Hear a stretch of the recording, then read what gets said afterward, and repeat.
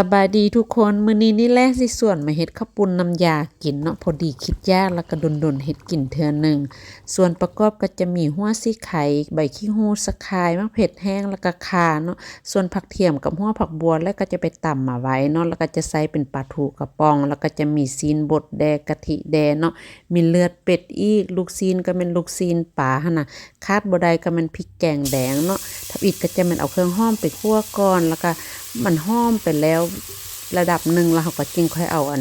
พริกแกงแดงหั่นมาใส่เนาะก็จะคั่วไปอีกตืมนิดนึงพอให้มันหอม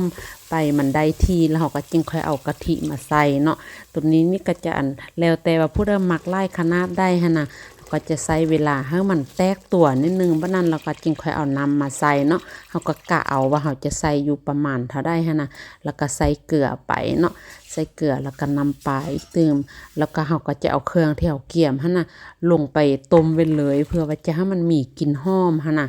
บัดนั้นเราก็จะเอาปลาทูกระป๋องหั่นใส่ไปเนาะใส่ไปแล้วก็แม่นซีนนี่นะซีนนี่ก็ใส่ไปโลดต้มไปไว้แล้วจึงค่อยเอามาตำตามทีหลังเอาหั่นน่ะแล้วก็มีตีนไก่แด่เนาะพอดีต้มปะไว้แล้วก็มาใส่ลูกซีนแด่มีหยังก็มาใส่หมดแหละส่วนประกอบที่เฮาใส่ก็มีกะปิอีกและก็ใส่กะปิเนาะแล้วก็มีปลาแดกที่ว่าเฮาคาดบ่ได้แต่ว่า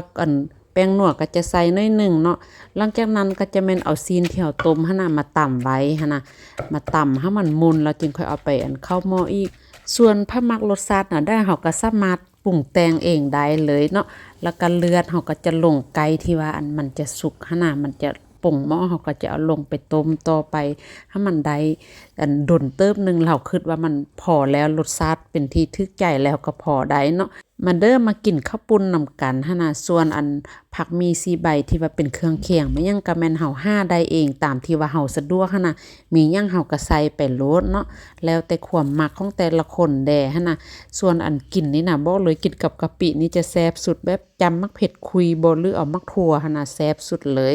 เดี๋ยวแลขอจบคลิปนี้ก่อนเด้อขอบใจหลายๆที่ว่าเข้ามาติดตามรับชมแล้วพบกันใหม่เด้อ